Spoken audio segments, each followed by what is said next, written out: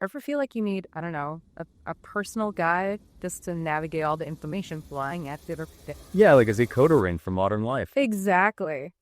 Well, welcome to the deep dive. We're here to cut through that noise and find the insights that actually matter to you. That's the plan. Today, we're digging into the May13'25 2025 commentary from Consumers.app. You might know them from their news aggregator podcast, Consumers360. Right. Consumers360, they do a great job pulling together news articles on all sorts of consumer topics. Kind of gives you a snapshot of what's trending. Exactly. And so our mission today for this deep dive is to explore a few key topics they highlighted. We want to bring some clarity, maybe some actionable takeaways without, drowning you in data. Sounds good. Okay. Where should we start? Let's jump into pre-approved personal loans.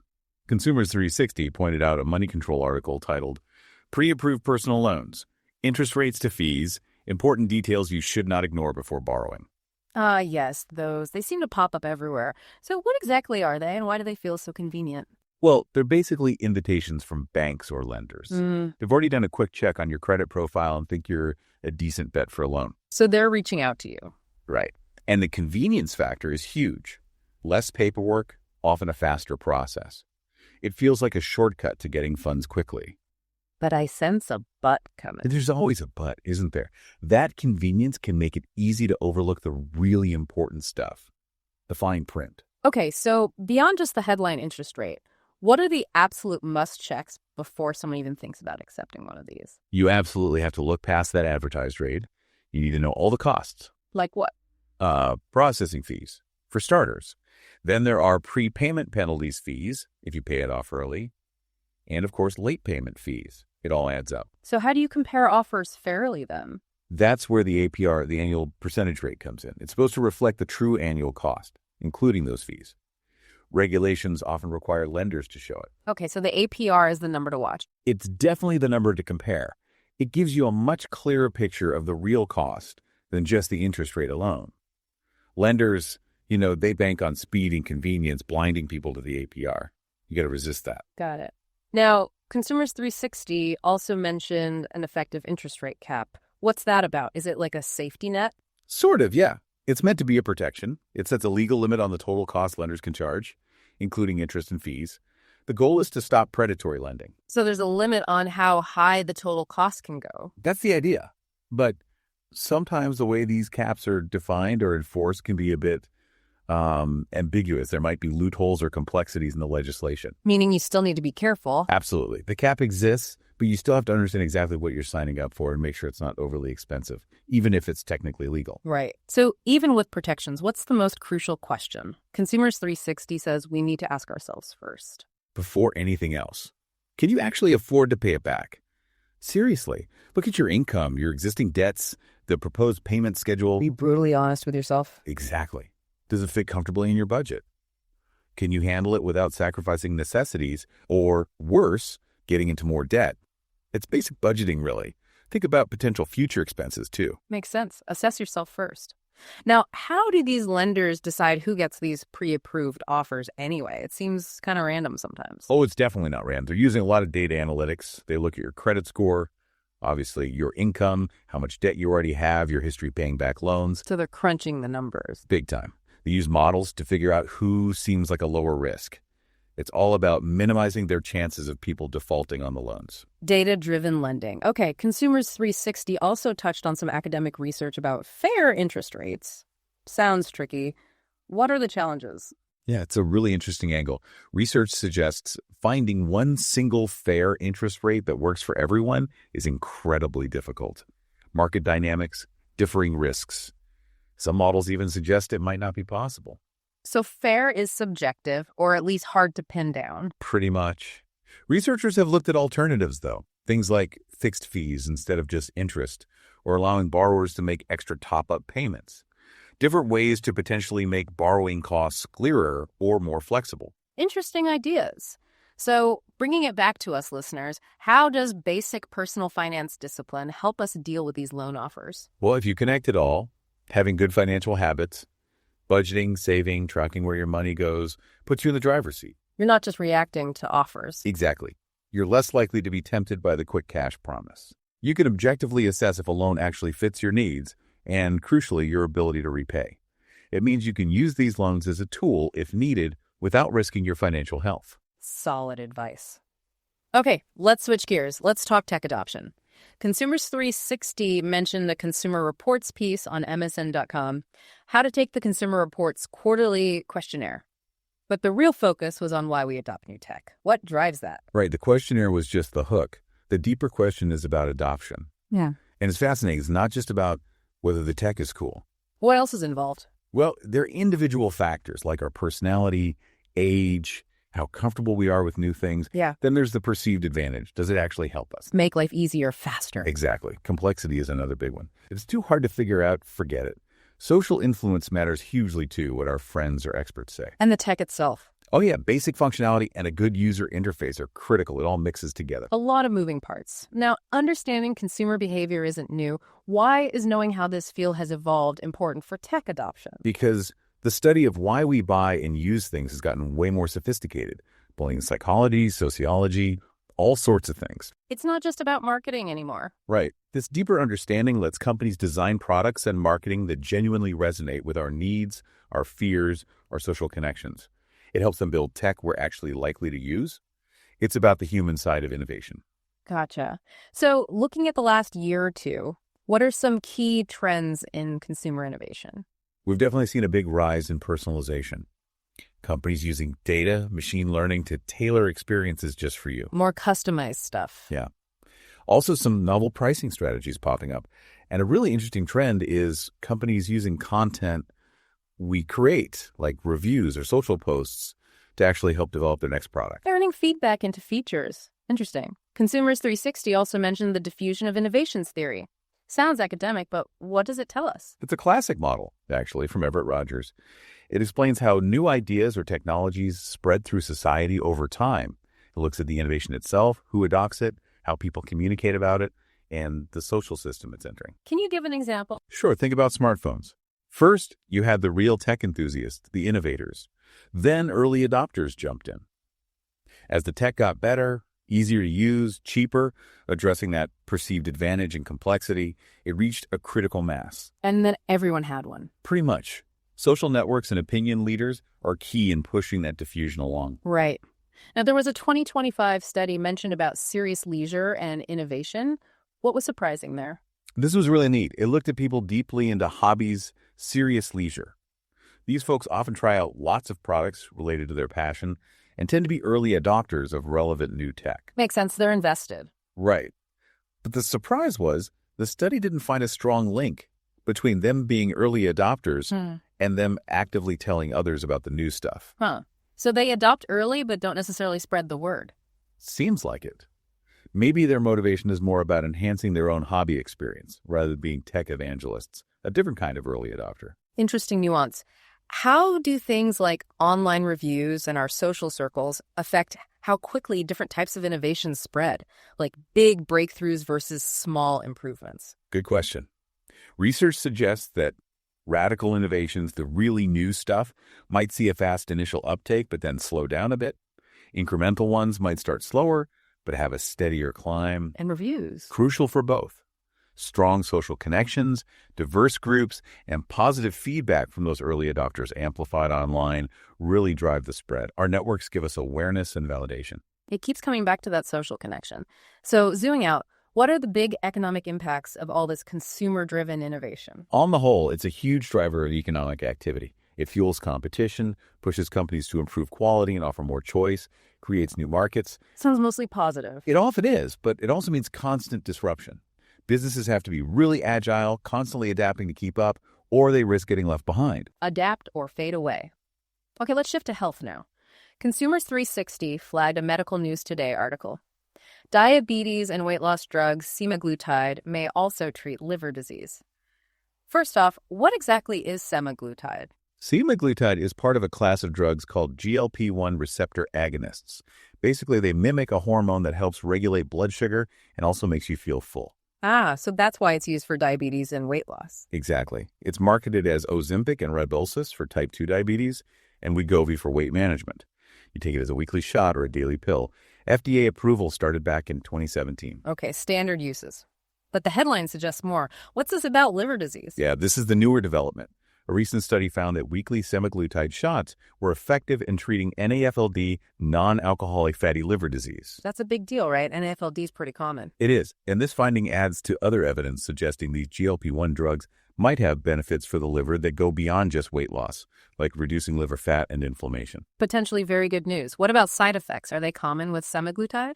The most frequently reported ones are gastrointestinal things like nausea, vomiting, diarrhea, stomach pain, constipation. Mostly gut-related issues. Yeah, that's typical for this class of drugs. For most people, they tend to be mild or moderate. Okay.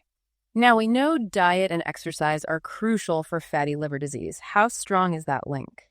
It's fundamental. Losing weight through lifestyle changes is really the cornerstone of managing NAFLD.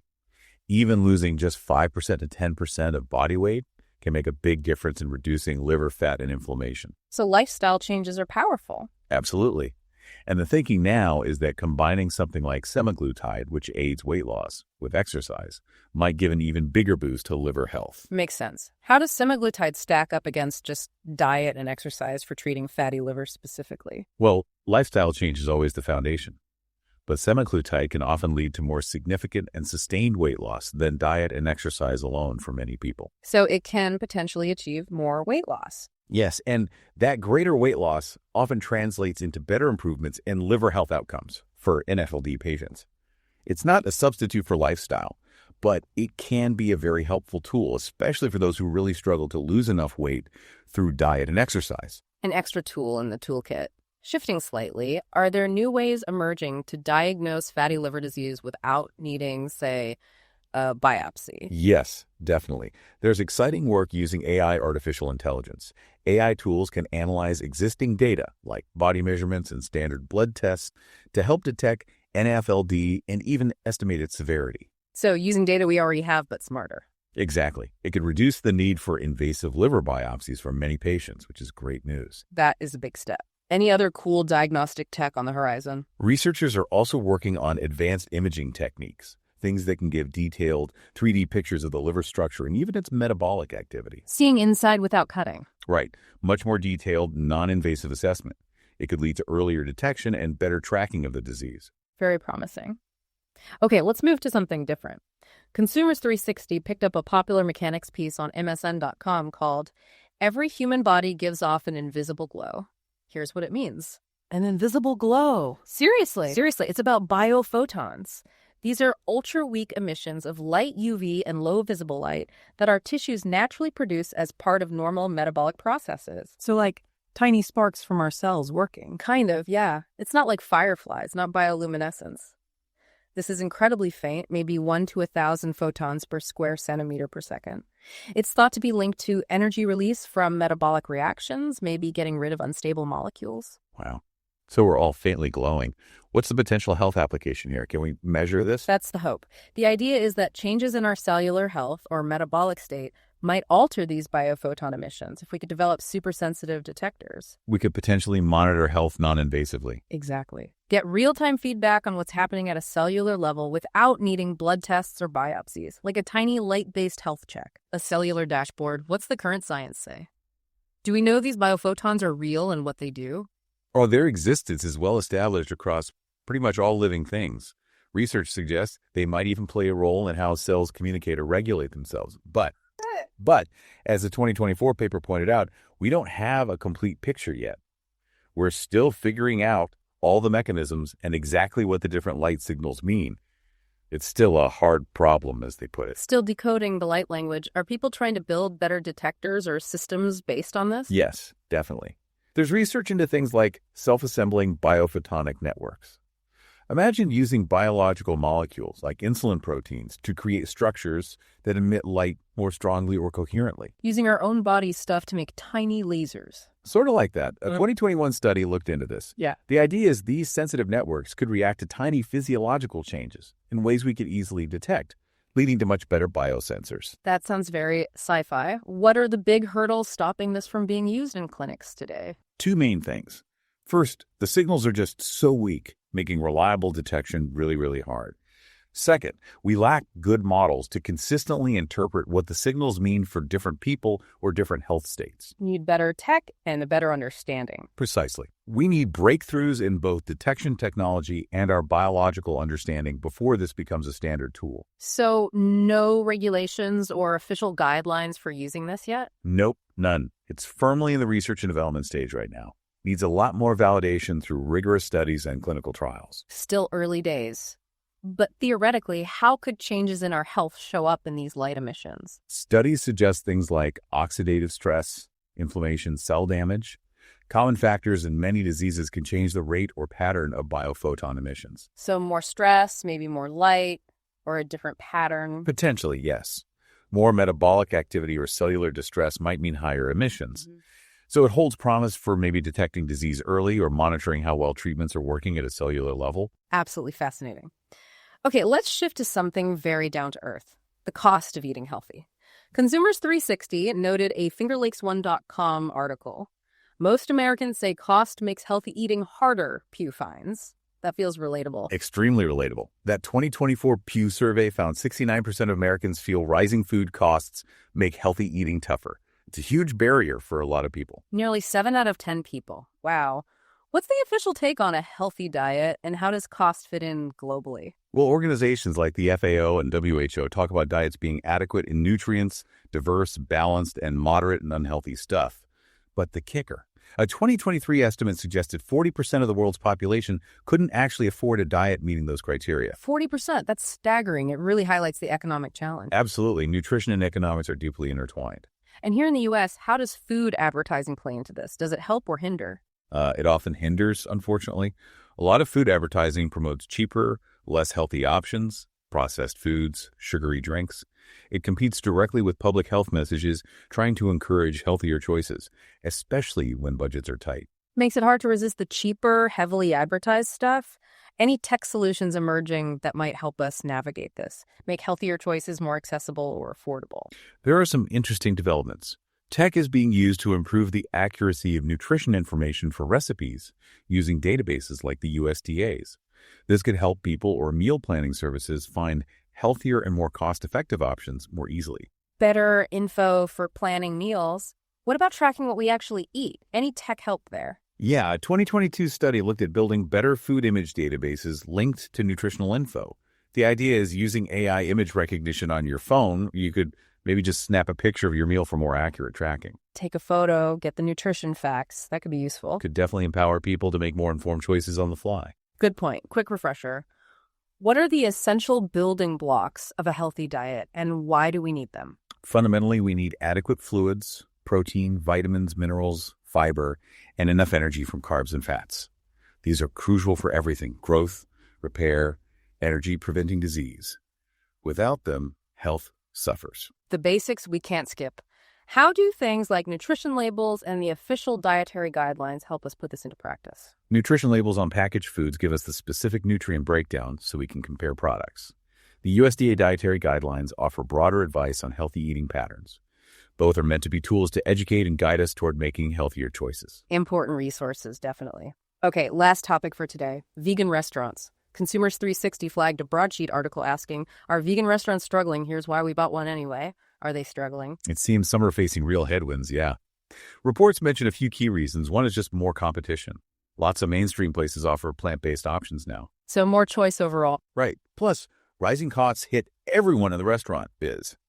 And then there's the impact of online reviews, both genuine negative ones and, increasingly, fake ones, which Sean Berry highlighted in a 2024 analysis. That can really hurt. That online review minefield again.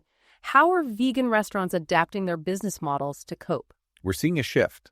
Many are broadening their appeal, trying to attract not just vegans, but also vegetarians and the plant curious. Aiming for a wider audience. Exactly. Focusing on unique food experiences, emphasizing sustainability or local sourcing, and diversifying how they make money, like offering meal kits or focusing on delivery. Getting creative. What does research say actually gets people interested in trying plant-based food when they eat out? The taste is king, always. If it's not delicious, people won't come back, vegan or not. But health benefits and environmental concerns are also big drivers. What holds people back? Skepticism about substitutes sometimes, or the idea that it'll be more expensive. Research suggests clear communication about taste and benefits, plus really creative menus, are key to overcoming those barriers. Make it tasty and tell a good story. How critical are those online reviews, especially for vegan places? Hugely critical. Because it's maybe a less familiar choice for some diners, they often rely heavily on what others say online. That makes them really vulnerable to misleading reviews, including those potentially generated by AI, which Sean Berry warned about. It's a serious threat to trust. A real challenge. Is there an example of a vegan restaurant that's doing really well despite all this? Slutty Vegan is a great example. The chain started in Atlanta and has just exploded. Oh yeah, I've heard of them. Right. They've done it with bold branding, really indulgent tasting plant-based fast food, and smart social media. They've made vegan food seem fun and accessible to a huge audience. Pinky Cole, the founder, even made Times 100 Next list. Proof it can be done successfully. What are some of the newer food innovations helping vegan cuisine reach more people? The food tech side is constantly evolving. We're seeing much more realistic meat and dairy alternatives thanks to things like advanced fermentation or even cellular agriculture. Plus, a bigger focus on global flavors and integrating plant-based dishes more naturally into regular menus. Making it less of a separate category. Exactly. The goal is just delicious food that appeals to everyone. Okay, finally, what are some research-backed ways for vegan restaurants to build loyalty and keep customers coming back? Key strategies include being transparent about sourcing, telling their sustainability story, creating interactive or engaging experiences, using personalized marketing where possible, and really building a sense of community around the restaurant. Connection beyond just the food. Right. Fostering those relationships can make a big difference in building loyalty with all kinds of customers. Lots of useful insights there. Well, that wraps up our deep dive into this batch of consumer trends and research highlighted by Consumers360. We covered a lot of ground, from the fine print on loans to why we adopt tech, new medical possibilities with Semaglutide, the mystery of biophotons, pinch of food costs, and the state of vegan diet. Definitely a diverse mix, touching on so many aspects of our lives as consumers. It really does. Which leads us to a final thought for you, our listener. Thinking about everything we've discussed today, what single trend or piece of activation do you think will most significantly shape your own consumer experiences in the year ahead? Something to ponder. Thanks for diving deep with us today.